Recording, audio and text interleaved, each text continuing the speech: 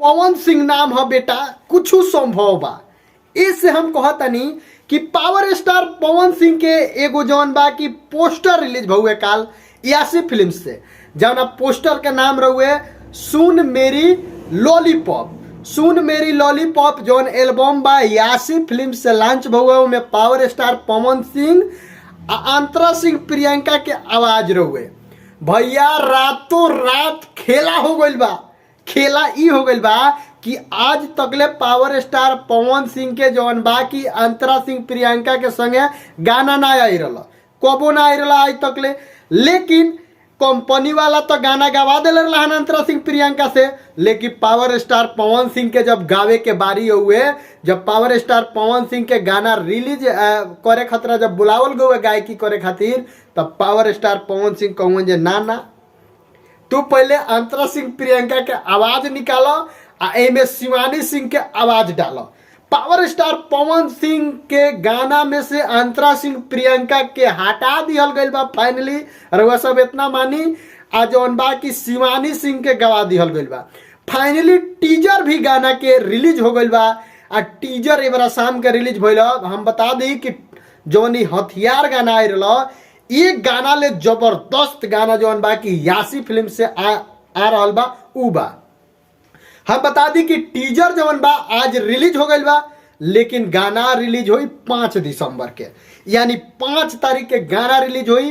तो वह सब इतना जानी जब पावर स्टार पवन सिंह जब शिवानी सिंह के गवा दिल बड़े, अंतरा सिंह प्रियंका के निकलवा दिल बड़े, तो गाना कुछ खास बा, गाना ब्लास्ट होके वाला बा। काहे कि पावर स्टार पवन सिंह जौन भी काम करेला एकदम सूझबूझ के करेला, एकदम ना होला कि होशो हवास में। तब पावर स्टार पवन सिंह बुझा खेला पूरा कऽ दिले बड़े।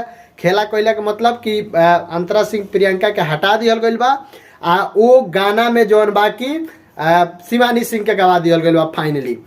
जौन की गाना हमरा बुझाता जे लगभग वीडियो करे में मतलब एमे मलेशियन ना होला कि सब जना गाना गावता लो जब मलेशियन बंटवा देम राशन में, रशियन बंटवा देम राशन में, सॉरी रशियन बंटवा देम राशन में।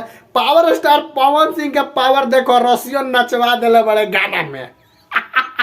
एकरे के कह जाला पावर स्टार पवन सिंह के कहर। इहे हो जौन बा कि पावर स्टार पवन सिंह के जलवा। ई सब जलवा जौन देखे के रहुआ सबके मिली सिर्फ पवन सिंह के गाना में, सिर्फ पवन सिंह के गाना में। ऐसे कि लोग रशियन राशन में बंटवावत रहा, ई रशियने नचवा दिले बड़े गाना में। तो ई सब पावर स्टार पवन सिंह के क्रेज हो। पावर स्टार पवन सिंह के जौन बा की आपन एगो छवि अलग बनल बा, जौना के छवि के देखते हुए अंतरा सिंह प्रियंका के अपना गाना में से निकाल दिले बड़े।